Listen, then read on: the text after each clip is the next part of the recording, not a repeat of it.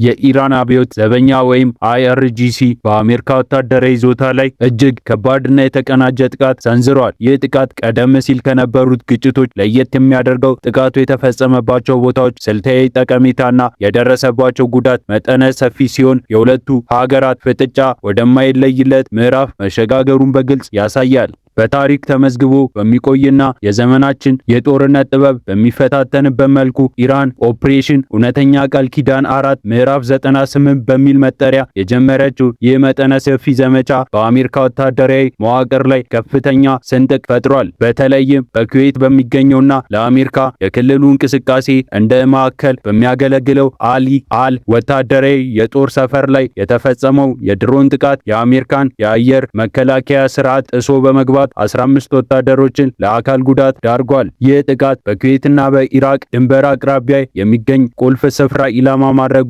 ኢራንን አሜሪካ በክልሉ ያላትን ማንኛውንም ይዞት የመፍታት አቅም እንዳላት ለዓለም ያሳየችበት ክስተት ሆኗል። ምንም እንኳን አብዛኞቹ ወታደሮች የደረሰባቸው ጉዳት ቀላል እንደሆነ ቢነገርም የጥቃቱ የስነ ልቦና ጫና እና የአሜሪካ ወታደራዊ የበላይነት ላይ ያሳረፈው ጠባሳ በቀላሉ የሚታይ አይደለም። ይህ በኩዌት የተከሰተው ክስተት ግን የበረዶ ግግር ጫፍ ብቻ ሳይሆን የኢራን ኦፕሬሽን ከተጀመረ ጊዜ አንስቶ እስካሁን ድረስ በአጠቃላይ 373 አሜሪካውያን ወታደሮች በተለያዩ የጥቃት አይነቶች ጉዳት ደርሶባቸዋል። ይህ ቁጥር ለአሜሪካ መከላከያ ሚኒስቴር እጅግ አሳሳቢና አስደንጋጭ ሲሆን ብዙዎቹ ወታደሮች ወደ ስራ ቢመለሱም የተወሰኑ ግን አሁንም ድረስ በከባድ ሁኔታ ላይ ሆነው በሕክምና ማዕከላት ውስጥ ለህይወታቸው እየታገሉ ይገኛሉ። እያንዳንዱ የቆሰሉ ወታደሮች ታሪክ በስተጀርባ የኢራን የሚሳኤልና የድሮን ቴክኖሎጂ ምን ያህል እያደረገ እንደመጣና አሜሪካ በቢሊዮን የሚቆጠር ዶላር እያፈሰሰችበት የመከላከያ ጋሻ እንዴት በቀላሉ ሊበጠስ እንደሚችል የሚያሳይ ማሳያ ነው። የኢራን አብዮት ዘበኛ በኩዌት በሚገኘው የአላዳሪ የጦር ሰፈር ላይ የፈጸመው የሚሳኤልና የድሮን ጥቃት በኩራት ሲያበስር በውስጡ የነበሩ የሄሊኮፕተር ማከማቻዎችና የወታደር ማረፊያ ህንፃዎች ሙሉ በሙሉ መውደማቸውን ገልጿል።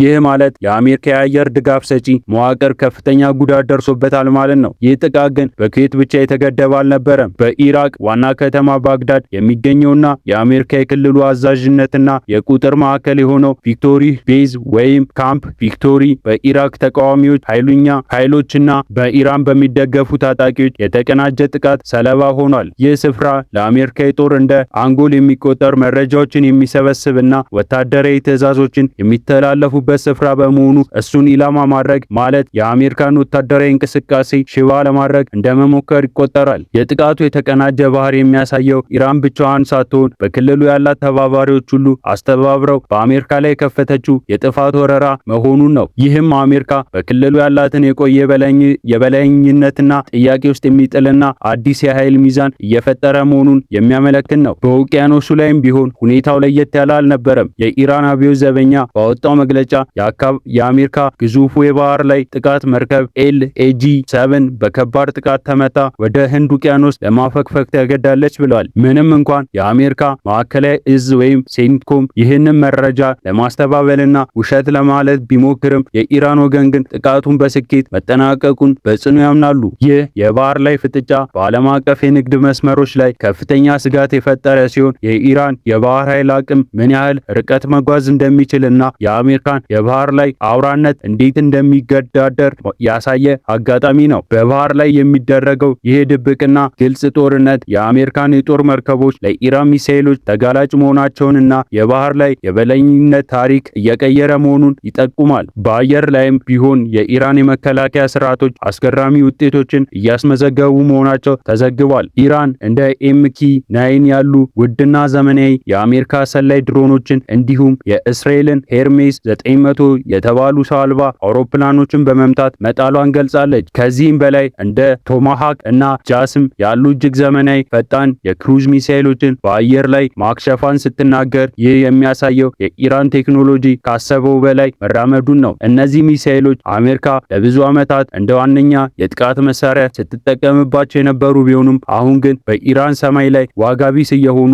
መምጣታቸው ለዋሽንግተን ትልቅ የቤት ስራ ሆኖባታል። ይህ የአየር ላይ የበላይነት ሽሚያ የሁለቱ ሀገራት የቴክኖሎጂ ፉክክር ወደ አዲስ ደረጃ አሸጋግሮታል። ግጭቱ በአሜሪካና በኢራን መካከል ብቻ ሳይሆን የጽዮናዊ አገዛዝ በማለት ኢራን በምትጠራት እስራኤልም ያካተተ ነው። የኢራን አብዮት ዘበኛ የእስራኤል ንብረት የሆነችውን አንዲት የንግድ መርከብ ማውደሙንና በእስራኤል ውስጥ የሚገኙ ስልታዊ ማዕከላትንም ተቋማት ላይ የባለስቲክ ሚሳኤሎችን የድሮን ጥቃት መፈጸሙን ይፋ አድርጓል። ይህ ደግሞ ግጭቱ ከመካከለኛው ምስራቅ አልፎ ዓለም አቀፋዊ ይዘት እንዲኖረው ያደረገ ነው። እስራኤልና አሜሪካ በዚህ ረገድ ያላትን ጥብቅ ትብብር በኢራን በኩል እንደ አንድ ጠላት እንዲያዩት አድርጓቸዋል። ኢራን የምትሰነዘረው እያንዳንዱ ጥቃት ለእስራኤልም ሆነ ለአሜሪካ እኩል የሆነ ጥፋት መልእክት ይዞ የሚመጣ ነው። ለዚህ ሁሉ ግጭት መባባስ እንደ ምክንያት የሚጠቀሰው ደግሞ የአሜሪካ ፕሬዝዳንት ዶናልድ ትራምፕ ቀደም ሲል የሰጡት ማስጠንቀቂያና ዛቻ ነው። ትራምፕ ኢራን ከጥፋቷ ካልተመለሰችና አዲስ ስምምነት ላይ ካልደረሰች የሀገሪቱን የኃይል መሰረተ ልማቶችና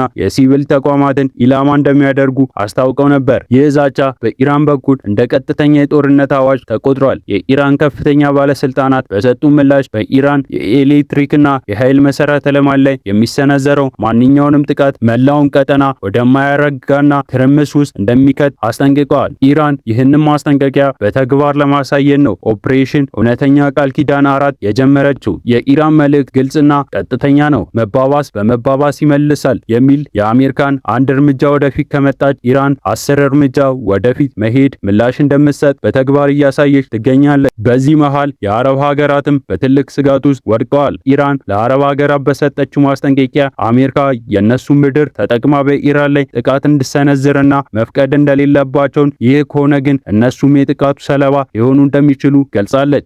የዲፕሎማሲና ወታደራዊ ጫና የአሜሪካን የአረብ ሀገራት በሁለት እሳት መካከል እንዲቆሙ አድርጓቸዋል። በአንድ በኩል የአሜሪካ ወታደራዊ ጥቃትና ትብብር ሲያስፈልጋቸው፣ በሌላ በኩል ደግሞ ከጎረቤታቸው ኢራን ጋር የሚመጣውን ቀጥተኛ አደጋ መቋቋም የማይችሉበት ደረጃ ላይ መሆናቸውን ይረዳሉ። በኩዌት የተፈጸመው ጥቃት ለዚህ ጥቃት ማሳያ ነው። አሜሪካን ለመጠበቅ የመጣ ጦር በራሱ በኩዌት ምድር ላይ ጥቃት ሲሰነዘርበት የሀገሪቱ ሉዓላዊነትና ደህንነት አደጋ ላይ መውደቁን አይቀሬ ነው። ታሪክ የሚያሳየን የመካከለኛው ምስራቅ ፖለቲካ ከንግግርና ከዲፕሎማሲ ወጥቶ ወደ ቀጥተኛ የኃይል እርምጃ መሸጋገሩን ነው። ኢራን አሁን የደረሰችበት ወታደራዊ ብቃት ደረጃ አሜሪካ በክልሉ ያላትን የቆየ ስልጣን በከፍተኛ ሁኔታ የሚፈታተን ነው። 373 የቆሰሉ ወታደሮች ዝም ብሎ ቁጥር አይደለም። እያንዳንዱ ቁጥር የአሜሪካ ወታደራዊ ስትራቴጂ የከሸፈበት ቦታ የሚያመለክት ነው። በባግዳድ ካምፕ ቪክቶሪ ላይ የተፈጸመው ጥቃትም ቢሆን አሜሪካ እጅግ አስተማማኝ የምትላቸውን ቁጥር ማዕከላት እንኳን ሳይቀር ለኢራን ሚሳኤሎች የተጋለጡ መሆናቸውን አረጋግጧል። ይህ ሁኔታ አሜሪካ በክልሉ ያላትን የወታደራዊ አሰፋፈርና ስትራቴጂ እንድትከልስ የሚያደርግ ይሆናል። የኢራን ኦፕሬሽን እውነተኛ ቃል ኪዳን 4 ምዕራፍ 98 ገና የመጀመሪያው ምዕራፍ ሊሆን እንደሚችል ይገመታል። ኢራን ካላት እጅግ ብዙ የሚሳኤልና የድሮን ክምችት አንጻር ጥቃቱ ተጠናክሮ ሊቀጥል እንደሚችል ግልጽ ነው። ፕሬዝዳንት ትራምፕ የያዙት ጠንካራ አቋምና የኢራን እምቢተኝነት ሲደመር ቀጠናውን